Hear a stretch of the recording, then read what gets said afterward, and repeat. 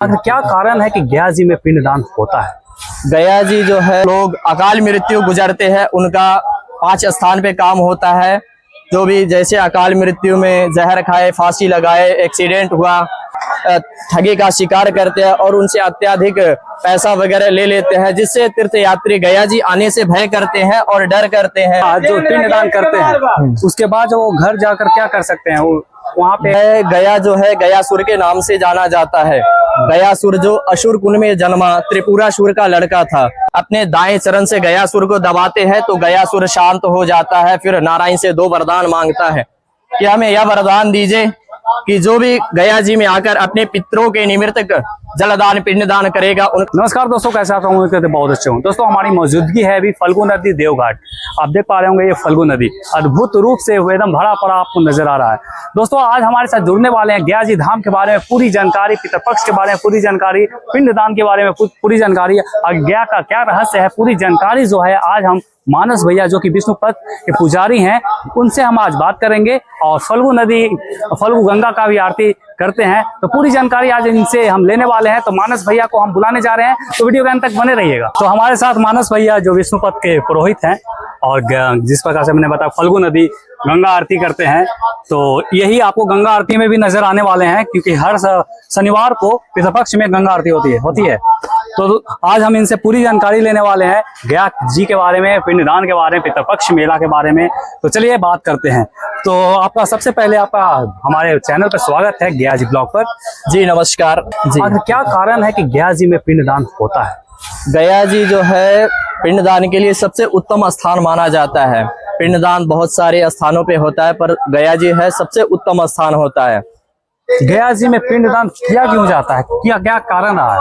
गया जी का मुख्य उत्तम स्थान इसलिए माना जाता है, गया जो है गयासुर के नाम से जाना जाता है। गयासुर जो असुर कुल में जन्मा, त्रिपुरासुर का लड़का था। वह असुर कुल में जन्मा था, पर वह नारायण का बहुत बड़ा ही भक्त था। वह कई हजार वर्ष तक कोलाहल पर्वत पर तप कर नारायण से वरदान प्राप्त किया था कि हमें यह वरदान दीजिए कि जिससे दर्शन मात्र से लोग स्वर्ग की प्राप्ति करें। नारायण उसे तथास्तु बोलकर चले गए। तो गयासुर है, जगह जगह पर जाकर सभी को स्वर्ग की प्राप्ति कराने लगा, जिससे यह हुआ कि पापी भी जीवन भर पाप करते, अंत समय में गयासुर को दर्शन कर स्वर्ग की प्राप्ति कर लेते। इससे हुआ यमलोक खाली हो गया। तब यमराज जो है सृष्टिकर्ता ब्रह्मा जी के पास में गए, उनको सारी बात बताई।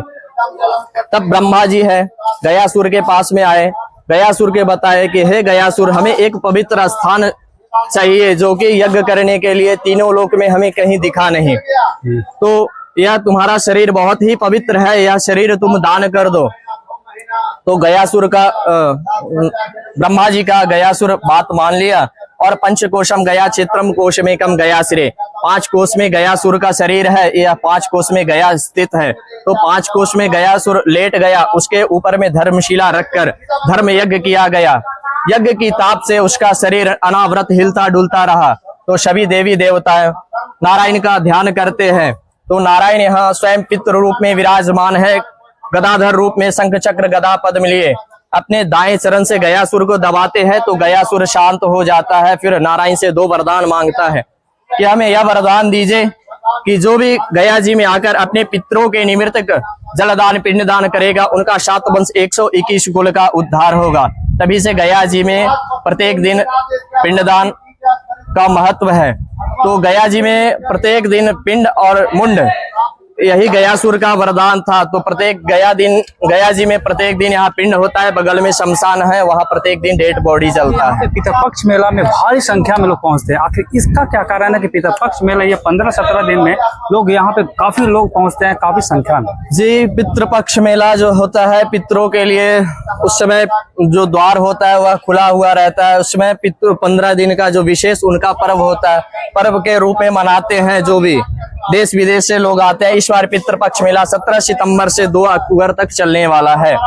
तो जो भी गया जी अपने पितरों के निमित्त जलदान पिंडदान करने आना चाहते हैं, वह संपर्क करके आए, क्योंकि लोग जानते नहीं है कि गया जी में हम कौन से जगह पे जाएं, कितने दिन का पिंडदान करें, कहाँ रुके, कौन सी घर पे विधि करनी होती है। तो इसकी पूरी जानकारी हम आपको बतलाते हैं। तो गया जी जब भी आने से पहले सबसे पहले घर पे होता है पितरों का आवाहन करना। जो लोग नहीं जानते हैं, जो पितरों का आवाहन में 5 वस्तु लगती है, 5 सामग्रियां लगती है। उसमें सफेद 1.25 मीटर कपड़ा लगता है, 1 जलदार नारियल लगता है, 50 ग्राम अरवा चावल लगता है, 2 सुपारी, 1 जनेऊ और घर का मिट्टी लगता है।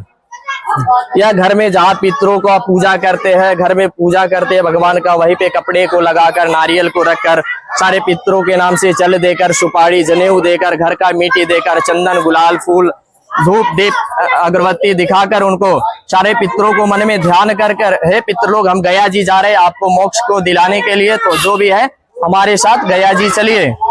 उसके बाद में है गया जी जो है वह संपूर्ण गया श्राद्ध 17 दिनों का होता है, जो कि पार्वन श्राद्ध के नाम से जाना जाता है। और यह कम से कम 3 दिन में भी किया जाता है। और जो मुख्य स्थान होता है वह तीन स्थान है, फल्गु विष्णुपद अक्षयवट, जो कि 1 दिन का पूजा होता है। जिसके पास समय का अभाव होता है यह 1 दिन में यह पूजा करके जाते हैं। और जो लोग अकाल मृत्यु गुजरते हैं उनका 5 स्थान पे काम होता है। जो भी जैसे अकाल मृत्यु में जहर खाए, फांसी लगाए, एक्सीडेंट हुआ, सांप काटा, बिच्छू काटा, उनका कार्यक्रम प्रेतशिला में भी होता है। गया जी धाम में कितने जगह पे पिंडदान होता है? गया जी धाम में संपूर्ण गया श्राद्ध जो होता है वह 54 स्थान पे होता है, जिसमें 45 स्थान पे पिंडदान और 9 जगह पे तर्पण होता है। तो जिस प्रकार से यहाँ पे सुने हैं कि प्रभु श्री राम भी यहाँ पर और पिंडदान करने का क्या है, सत्य है या माता सीता ने भी यहाँ पे पिंडदान किए हैं, क्या कहानी है इसके बारे में विशेष बताइए। जी बिल्कुल, त्रेता युग में जब राम लक्ष्मण माता सीता राजा दशरथ का पिंडदान के लिए इसी फल्गु नदी के तट पर आए थे, तो अब राम लक्ष्मण पिंड की सामग्री के लिए चले गए। थोड़ी देर में माता सीता फल्गु नदी के तट पर बैठी थी। थोड़ी देर में आकाशवाणी होता है कि पुत्री हमें पिंड दो। तब माता सीता ने 5 को साक्षी रखकर बालू का पिंड दान दिया था। जब राम लक्ष्मण पिंड की सामग्री लेकर आते हैं तो माता सीता उनको सारी बात बताते हैं कि हमने राजा दशरथ पिताजी का पिंडदान दे दिया है। तो राम जी को विश्वास नहीं होता है। तब माता सीता जिनको 5 को साक्षी रखे तो सर्वप्रथम फल्गु नदी से पूछते हैं, तो फल्गु जी ने है वह झूठ बोल देते हैं कि माता सीता के हमने पिंडदान देते नहीं देखे हैं। तो माता सीता उनको क्रोध में आकर श्राप दे देते हैं कि जाओ तुम गुप्त गंगा हो जाओगे, अंत शलीला हो जाओगे। तो यह फल्गु नदी का जो जल है यह 9 महीने सूखा रहता है और 3 महीने इसमें जल रहता है। जब भी आप गया जी में आएंगे और बालू को हटाएंगे तो आप देखेंगे कि जल ऊपर चला आता है। उसके बाद में गौ से पूछें तो गौ ने भी झूठ बोल दिया, तो गौ को भी श्राप दे दिए कि जाओ जिस मुख से तुम झूठ बोलिए उस मुख से तुम विष्ठा खाओगे और तुम्हारा मुख अशुद्ध माना जाएगा और तुम्हारी पूंछ की पूजा होगी। तो जब भी आप गौ दान करेंगे तो गौ का पूंछ पकड़ के दान होता है, गौ का मुख अशुद्ध माना जाता है। उसके बाद में तुलसी माता से पूछा गया तो तुलसी जी ने भी झूठ बोल दिया, तो उनको भी श्राप दे दिए कि जाओ तुम्हारी गंदी जगह पे उत्पत्ति होगी। तो तुलसी का वृक्ष आप घर पे जब लगाएंगे तो महीने 2 महीना 4 महीना रहेगा और उसके बाद में वह सूख जाएगा, पर वह गंदा जगह पे जब आप लगाएंगे तो वह एकदम हरा भरा रहेंगे। उसके बाद में ब्राह्मण से पूछा गया तो ब्राह्मण भी झूठ बोल दिए, तो उनको भी श्राप दे दिए कि जाओ तुम्हें कितना भी प्राप्ति होगी संतुष्टि नहीं होगी। उसके बाद में अक्षयवट जी से पूछा गया तो अक्षयवट जी ने सत्य बोला कि हमने माता सीता को पिंडदान देते देखा है। तो माता उनको वरदान देते हैं कि जाओ तुम अक्षय अमर रहोगे। तो जो प्रथम पिंड होता है वह फल्गु नदी से आरंभ होता है और अंतिम पिंड जो होता है वो सीता साक्षी वट वृक्ष अक्षयवट में होता है, जहाँ सैया दान का महत्व है। यहाँ पे 12 मास जो है पिंडदान होती है। जी बिल्कुल, गया जी ऐसा कोई दिन जो जब नहीं होता है पिंडदान? जी गया जी में प्रत्येक दिन पिंडदान होता है। गया याम सर्व कालेषु, गया जी में 365 दिन पिंडदान होती है। जब कोरोना काल में संपूर्ण लॉकडाउन हो गया था तो यह तो गयासुर का मांग था, तो संपूर्ण जब लॉकडाउन हो गया तो जितने भी गया तीर्थ पुरोहित हैं वह बारी बारी से अपने पूर्वजों के निमित्तक पिंडदान किए थे और बगल में जो शमशान है वहाँ प्रत्येक दिन डेड बॉडी जला था। तो लोग पिंडदान करने यात्री आते हैं तो उनका व्यवस्था क्या होता, कहाँ पे रुक सकते हैं, उनका क्या पंडित जी के घर में व्यवस्था होती है? जी बिल्कुल, आप तीर्थ पुरोहित के घर में रुक सकते हैं। अगर होटल लेना चाहते हैं तो होटल में भी रुक सकते हैं, पर होटल में भी सावधान रहें क्योंकि दलाल सभी जगह पे रहते हैं। आप जब भी गया जी आए तो हम आपको यही बतलाएंगे कि संपर्क करके ही आए, क्योंकि तीर्थ पुरोहित के भेष में स्टेशन हो या होटल हो या तमाम रास्ते में तीर्थ पुरोहित के भेष में वह घूमते हैं और लोगों को वर्गलाकर मतलब ठगी लोग भी। हाँ, ठगी का शिकार वही बनाते हैं, तीर्थ पुरोहित के भेष में घूमते हैं और वह लोगों को वर्गलाकर अन्य स्थानों पर ले जाकर, अन्य घाटों पर, क्योंकि यहाँ तमाम घाट है, तो अन्य घाटों पर ले जाकर वह ठगी का शिकार करते हैं और उनसे अत्यधिक पैसा वगैरह ले लेते हैं, जिससे तीर्थ यात्री गया जी आने से भय करते हैं और डर करते हैं गया जी के नाम से। पर आप जब संपर्क करके आएंगे तो आपको कोई भी तो यहाँ पे जिस प्रकार से अगर आए तो किस प्रकार से बच सकते हैं, ये सब चीजों से किस प्रकार से बच सकेंगे, कैसे पहचान सकेंगे वो ठगी है?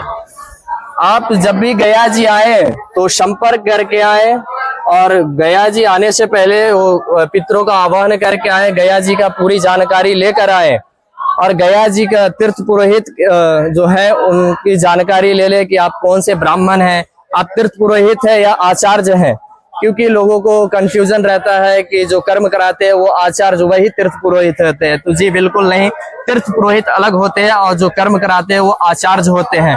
तो तीर्थ पुरोहित के आज्ञा के बिना जब आप गया जी करते हैं तो आपका कोई लाभ नहीं होता है, क्योंकि गया जी में तीर्थ पुरोहित के आज्ञा से जब गया करते हैं, उनसे सुफल आशीर्वाद लेते हैं, तभी आपका गया जो श्राद्ध है वह संपूर्ण माना जाता है।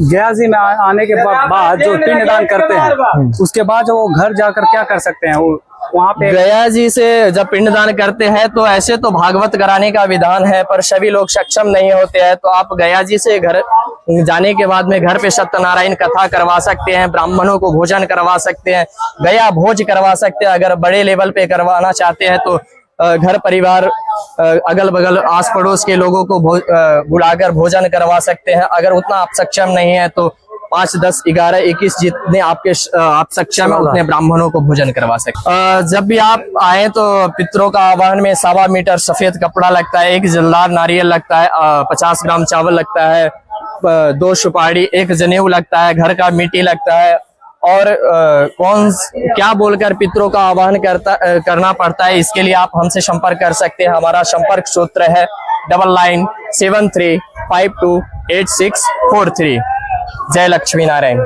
चलिए बहुत बहुत शुक्रिया जो आज हमारे साथ मानस भैया जुड़े थे, जो कि विष्णु पथ के पुरोहित हैं और पूरी जानकारी आपसे शेयर की है और जानकारी दी है किस प्रकार से गया में पिंडदान होती है, क्या कारण है, क्या रहस्य है। तो पूरी जानकारी के साथ आज जो है मानस भैया पुरोहित जो है विष्णु पथ के वो जुड़े थे। तो मिलेंगे एक नए वीडियो के साथ, क्योंकि अभी पक्ष जो है 17 तारीख से आरंभ होने जा रहा है और 2 तारीख तक रहेगा। तो पूरी वीडियो आपके साथ हम शेयर करेंगे और भी अगर कुछ जानकारी लेनी हो तो कमेंट में अवश्य बताइएगा, मैं आपको अब जरूर जानकारी आज रेडी हो गए। जय भारत।